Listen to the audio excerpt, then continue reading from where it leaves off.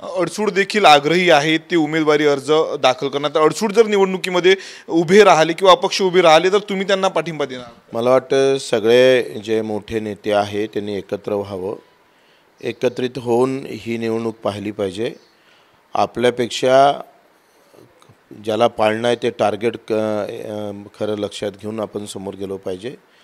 कोणता उमेदवार कोणत्या पक्षाचा कोण निवडून येतं हा विषय महत्त्वाचा नाही. रवी राणा पाळणं, त्याच्या नवनीत राणा पाळणं हे महत्त्वाचं आहे. काल रवी राणांनी असेल किंवा मग खासदार नवनीत राणांनी आव्हान केलं की रवी राणा म्हणाले की बच्चू कडूंना विनंती करतो त्यांनी विसरून नवनीत राणांना आशीर्वाद दिला पाहिजे. घरात घुसून मारण्याची भाषा, कुठेही जातं तर पैसेच खाऊन जातं.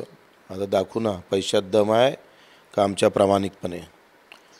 म्हणजे खोके घेतल्याशिवाय आम्ही पाठिंबा दिला नाही. अरे असं असतं तर कधीचं आमचं चित्र पलटवलं असतं. आम्ही एखाद्या पक्षात घेता आलं असतं. तुझ्यासारखा स्वाभिमान पक्ष विकून भाजपमध्ये दावणीला नाही बांधलं असतं आपण. हे तुझी राजनीती आहे, तुझा प्रकार आहे.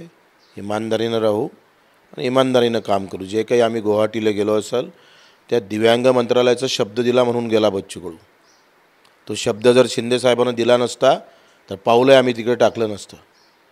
आमचं लक्ष पूर्ण करायचं होतं.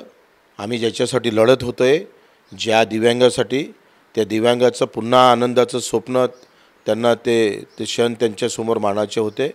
25-15 वर्षाचं आंदोलन आम्ही सक्सेस केलं, यशस्वी झालं. शिंदेसाहेबांना दिव्यांग मंत्रालय दिलं. खरं तर ते शिंदेसाहेबांना दिव्यांग मंत्रालय दिलं म्हणून आम्ही सोबत आहे युतीच्या, दुसरं काही कारण नाही आहे. आणि मग त्याच्यात आमच्या मतदारसंघात येऊन इथं खोके घेणारा आमदार नाही आहे, तर हा खोके घेणारा नाही दणके देणारा आमदार आहे दाखवून देऊ.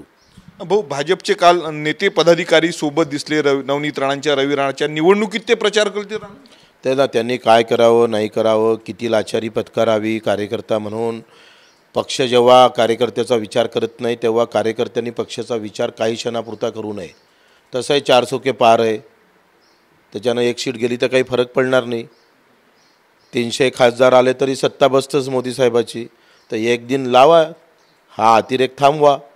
वाटते भाजपच्या कार्यकर्त्यालाही मी विनंती करेल, अब की बार 400 के पार, तर एक दोन सीटा गेल्या अशा या मस्तीत आलेल्या घालवा यांना.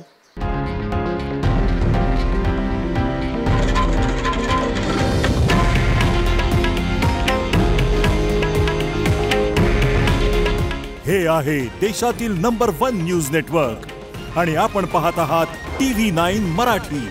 काळजी तुमची, हित महाराष्ट्राचं.